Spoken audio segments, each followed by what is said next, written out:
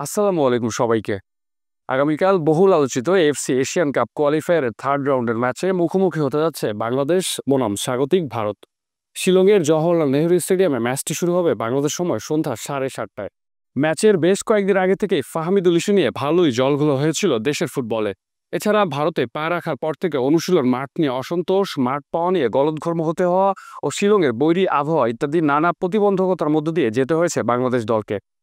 তবে সবকিছুকে একপাশে সরিয়ে রেখে মাঠের ফুটবলে দুদলের জমজমাট লড়াই দেখার অপেক্ষায় ফুটবল ভক্তরা। এ ম্যাচে বাংলাদেশ দলের লাইন আপ কেমন হবে সেই বিষয় নিয়ে কথা বলার আগে কিছু ইনফরমেশন আপনাদেরকে জানিয়ে দিতে চাই। ফিফা র্যাঙ্কিংয়ে বাংলাদেশ দলের অবস্থান 185, ভারতের অবস্থান 126। তবে শেষ 5 ম্যাচের 4টি হয়েছে ড্র। সবশেষ 2021 সালে সাফ চ্যাম্পিয়নশিপে মুখোমুখি হয়েছিল দুই দল।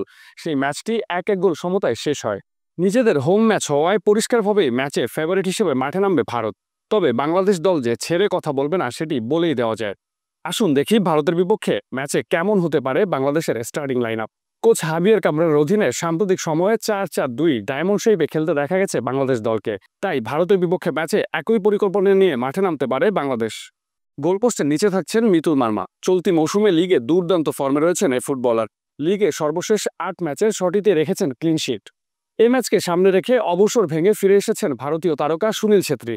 আন্তর্জাতিক ফুটবলে যার গোলের সংখ্যা 95। সুনীলের ফিরে আসায় ভারতের আক্রমণ ভাগে লিস্টন কোলাসো, এনএম সিং, হার্নান্দেজ ও ছেত্রীর সমন্বয়ে গড়া ভারতীয় আক্রমণ ভাগকে সামাল দিতে হবে বাংলাদেশের ডিফেন্স লাইনকে। সেক্ষেত্রে সেন্টার ব্যাক হিসেবে নিশ্চিতভাবেই থাকবেন তপু বর্মন ও তারিক কাজী। বেশ অনেকদিন ধরে একসাথে খেলায় দুজনের বোঝাপড়াটাও দারুণ। সর্বশেষ 2021 সালে সাফ চ্যাম্পিয়নশিপে বাংলাদেশ ম্যাচে গোল পাওয়া সাদউদ্দিন রাইট ব্যাক হিসেবে ও ইসা ফয়সাল খেলবে লেফট ব্যাক পজিশনে।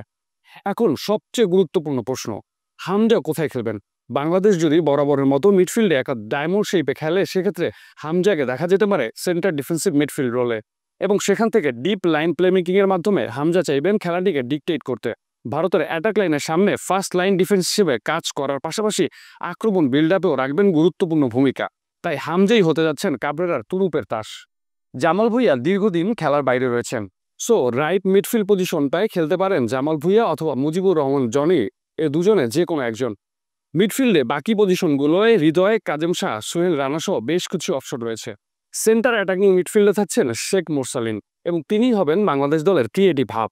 সেন্টার ফরওয়ার্ডে 2টা পজিশনের একটায় বরাবরের মতো থাকছেন রাকিব, অপরটায় খেলতে পারেন ঘরোয়া ফুটবলের ঝলক দেখানো আলামিন। শেষ পর্যন্ত এইটাই হতে পারে বাংলাদেশ দলের স্টার্টিং লাইন আপ, যেখানে ডিফেন্স ফার্স্ট ফিলোসফিকে সামনে রেখে ঝোপ বুঝে কোপ মারা তথা কাউন্টার অ্যাটাক নির্ভর ফুটবল খেলার দিকেই নজর দিবে বাংলাদেশ।